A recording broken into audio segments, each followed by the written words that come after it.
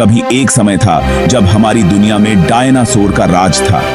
वे वहीं चलते थे जहां आज हम चल रहे हैं। उसी हवा में उन्होंने सांसें ली और इसी धरती पर लड़ाइयां लड़ी। इन विचित्र दैत्यों यानी डायनासोरों ने करीब 16 करोड़ सालों तक इस धरती पर राज किया।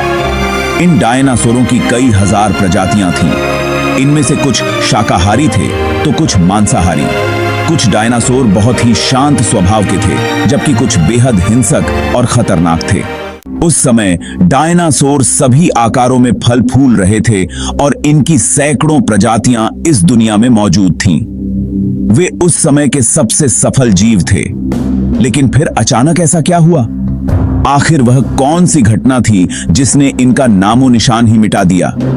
इसे जानने के लिए हमें करोड़ों साल पीछे जाना होगा और डायनासोरों के अंतिम दिन को करीब से देखना होगा। तो आइए चलते हैं आज से 65 मिलियन साल यानी कि 6 करोड़ 50 लाख साल पीछे। मौसम सामान्य था, दुनिया गर्म और सुखद थी और अधिकांश भूमि हरे भरे जंगलों, पेड़ों, फूलों, फर्न और खरबों ग्रेटर से ढकी हुई थी। चारों ओर सूरज की रोशनी बिखरी हुई थी जो लंबे लंबे पेड़ों से टकराकर समुद्र की ठंडी हवाओं में मिल रही थी। चारों तरफ डायनासोरों के चिल्लाने और दहाड़ने की आवाजें गूंज रही थी। इन डायनासोरों के अलावा यहाँ एक और प्रजाति भी थी जो आकार में बहुत ही छोटी थी और आज के चूहों जैसी दिखती थी। बड़ी प्रजाति आगे चलकर मैमल्स की हजारों प्रजातियों में विकसित होने वाली थी। जब ये सारी डायनासोर प्रजातियां बड़े ही आराम से धरती पर अपना जीवन बिता रही थी, तब करीब 10 करोड़ साल पहले ही इनकी किस्मत लिखी जा चुकी थी। 10 करोड़ साल पहले एक छोटा एस्टेरॉयड का टुकड़ा जो सुदूर अंतरिक्ष से आ रहा था, पृथ्वी से लगभग 20 करोड़ मील दूर मंगल और बृहस्पति के बीच स्थित क्षुद्र ग्रह बेल्ट में घूम रहे एक बड़े एस्टेरॉयड से जा टकराया। इस टकराव से उस बड़े एस्टेरॉयड की दिशा बदल गई और वह क्षुद्र ग्रह बेल्ट से निकलकर सीधे पृथ्वी की ओर 22,000 मील प्रति। एस्टेरॉयड जो पृथ्वी की कई हजार या कहीं करोड़ों प्रजातियों की हत्या करने वाला है, माउंट एवरेस्ट से भी काफी बड़ा है और समुद्र की सतह से लेकर वायुमंडल तक ऊंचा और विशाल है। जब यह एस्टेरॉयड पृथ्वी से 3,84,000 किलोमीटर की दूरी पर था, तब शायद धरती से डायनासोरों का अंत न हुआ होता अगर यह एस्टेरॉयड पृथ्वी के उपग्रह चांद से टकरा जाता। लेकिन नियति को कुछ और ही मंजूर था, इसलिए यह बड़ा एस्टेरॉयड चांद के बहुत करीब से गुजर गया। 40 किलोमीटर के व्यास वाला और 2 ट्रिलियन मेट्रिक टन वजन का यह एस्टेरॉयड प्रत्येक सेकंड के साथ साथ धरती के और करीब बढ़ता जा रहा था। जब यह एस्टेरॉयड पृथ्वी के वातावरण के संपर्क में आया तो इसकी रफ्तार एकाएक 70,000 किलोमीटर प्रति घंटा हो गई। पृथ्वी के वायुमंडल में प्रवेश करते ही घर्षण की वजह से यह एस्टेरॉयड एक भयानक आग के गोले में बदल गया। इसे अंतरिक्ष और जमीन के बीच की पतली सी परत से गुजरने में केवल कुछ ही सेकंड लगे। यह एस्टेरॉयड युकाटन प्रायद्वीप के तट की ओर तेजी से बढ़ता है और ध्वनि की गति से लगभग 60 गुना तेजी से वातावरण में प्रवेश करता है। यह इतनी रफ्तार से धरती की ओर बढ़ रहा था कि सिर्फ 4 मिनट में इसने अटलांटिक महासागर को पार कर लिया। धरती की सतह से 500 मील ऊपर इसकी चमक इतनी अधिक थी कि शरीर का मांस पारदर्शी नजर आने लगता है। इसकी चमक इतनी तेज थी कि धरती पर टकराने से पहले ही हजारों जीव इस दहकते हुए गोले को देखकर पूरी तरह अंधे हो चुके थे। ये जीव उस उल्का को देख नहीं पा रहे थे, लेकिन उसकी भयानक गर्मी को महसूस कर रहे थे। कुछ ही क्षणों में यह एस्टेरॉयड मेक्सिको की खाड़ी के उथले समुद्र और निचले तल से टकराता है। इस टकराव के साथ ही लगभग 35,000 डिग्री सेल्सियस की ऊर्जा वाला एक भयंकर विस्फोट होता है। इसके प्रकाश की चमक आकाश को अचानक रोशन कर देती है। यह टकराव का विस्फोट लगभग 10 हाइड्रोजन बम के विस्फोट के बराबर था, जिससे समुद्र तल हजारों डिग्री सेल्सियस पर पिघलकर उबलता हुआ गर्म प्लाज्मा बन जाता है। विस्फोट से इतनी अधिक ऊष्मा निकलती है कि यह लगभग 1500 किलोमीटर के दायरे में तुरंत सब कुछ जला देती है। इस जगह पर हवा का तापमान 600 डिग्री सेल्सियस तक पहुंच जाता है, जिससे डायनासोर जिंदा ही जलने लगते हैं। इस विशाल विस्फोट से वातावरण में एक शॉक वेव पैदा होती है जो टकराव वाली जगह के पास 2000 किलोमीटर प्रति घंटे की सुपरसोनिक गति से चलती है और हजारों जानवरों को तुरंत भाप बनाकर उड़ा देती है। इसके साथ ही इस सुपरसोनिक शॉक वेव से इमारतों के आकार की चट्टानें हवा में उड़ जाती हैं। यह वेव हर मिट्टी, वनस्पति और जानवर को टुकड़ों में तोड़ देती है और इन्हें हजारों किलोमीटर दूर फेंक देती है। जब इमारतों के आकार की ये चट्टानें वापस जमीन पर आती हैं, तो वे विशाल अलामोसोनस जैसे डायनासोरों को नीचे दबाकर खत्म कर देती हैं।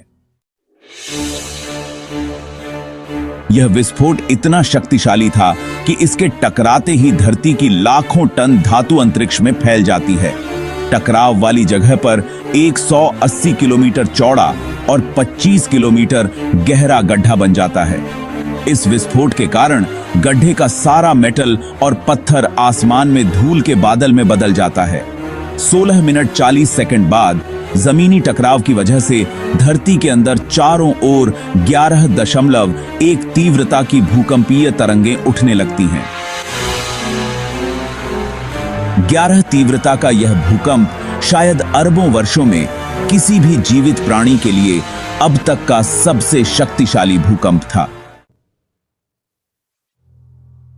इस भूकंप की वजह से समुद्र में विशालकाय लहरों का निर्माण हुआ जो लगभग 1 किलोमीटर ऊंची सुनामी में बदल गईं और एक के बाद एक सुनामी की लहरें चारों ओर भूकंपीय तरंगें फैलने लगीं, जिससे धरती पर मौजूद सभी सक्रिय ज्वालामुखी दहक उठे। यह भूकंप इतना शक्तिशाली था कि इससे भारत के विभिन्न हिस्सों में ज्वालामुखी विस्फोट शुरू हो गए जो 300 वर्षों तक जलते रहे और आधे भारतीय उपमहाद्वीप को लावा से ढक दिया। यहां तक कि इस टकराव से पृथ्वी के दूसरे छोर पर धरती कई 100 मीटर तक फट गई, जिससे डायनासोरों का विनाश तेजी से शुरू हो गया। धरती के महाविनाश की प्रक्रिया अब आरंभ हो चुकी थी। इस भयानक विस्फोट में रेडिएशन की मात्रा इतनी अधिक बढ़ गई कि इसके 1500 किलोमीटर के दायरे में आने वाले सभी जीव जलकर पूरी तरह राख में बदल गए। इस महाविनाश में उड़ने वाले टेरोसौर तो जमीनी खतरों से बच निकले, लेकिन यह तो महाप्रलय की बस शुरुआत मात्र थी। विस्फोट के कारण अरबों टन मेटल, पत्थर और धूल के कण अंतरिक्ष में गए थे, जो ग्रेविटेशनल पुल के कारण ठीक 40 मिनट बाद आग के गोले के रूप में पूरी धरती पर बरसने लगे।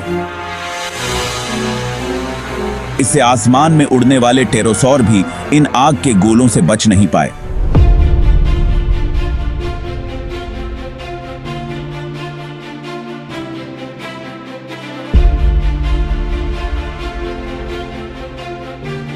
गर्म हवाओं का तापमान 200 डिग्री सेल्सियस से ज्यादा हो जाने के कारण धरती पर पेड़ पौधों की लगभग सारी आबादी जलकर खाक हो गई। विस्फोट के 90 मिनट बाद धरती का तापमान 300 डिग्री सेल्सियस तक बढ़ गया। इसकी वजह से जो डायनासोर विस्फोट के इलाके से मीलों दूर थे, वे भी इस गर्मी से बच नहीं पाए। टकराव का दिन समाप्त होते होते हजारों डायनासोर मर चुके थे। कुछ ही घंटों में वाष्पीकरण का विशाल गुब्बारा ऊपरी वायुमंडल में पहुंच गया और पूरी पृथ्वी पर फैल गया। जलते हुए ग्रह से निकली राख और टकराव से उत्पन्न एरोसोल ने पूरे ग्रह को गहरे अंधेरे में डुबो दिया। धरती की सतह पर रोशनी देने वाली केवल दहकती आग ही बची थी। जो पेड़ पौधे आग की लपटों से बच गए थे, वे भी सूरज की रोशनी न पहुंचने के कारण मर गए। इस टकराव से महासागरों पर भी गहरा असर हुआ, जिससे डायनासोरों का विनाश अवश्यंभावी हो गया। समुद्र में मौजूद बड़े समुद्री सरीसृपों और आमोनाइट्स का भी अंत हो गया। कुछ ही दिनों में तापमान गिरकर -25 डिग्री सेल्सियस तक पहुंच गया। आकाश में अंधेरा छा गया और ताजा भोजन मिलना मुश्किल हो गया। अचानक आई इस वैश्विक ठंड ने दशकों तक अपनी पकड़ बनाए रखी। इस महाप्रलय से धरती की 90% प्रजातियां पूरी तरह खत्म हो गईं।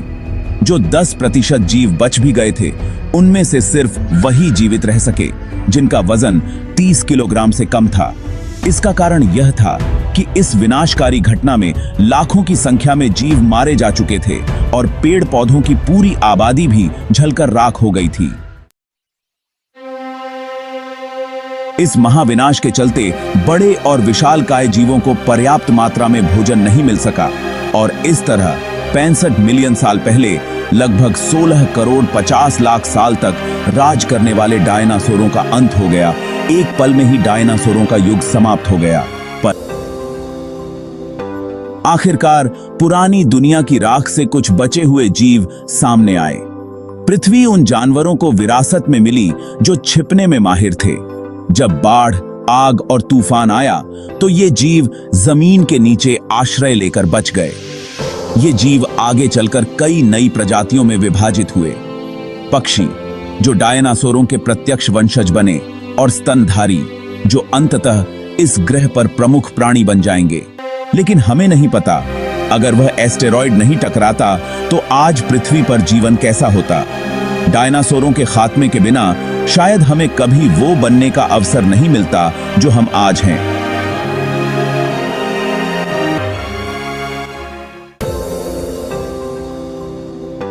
कम समय में हमने कई महान उपलब्धियां हासिल की हैं, लेकिन अगर हम सावधान नहीं रहे तो हमारा अस्तित्व भी एक पल में समाप्त हो सकता है, बिल्कुल वैसे ही जैसे डायनासोर का युग समाप्त हो गया।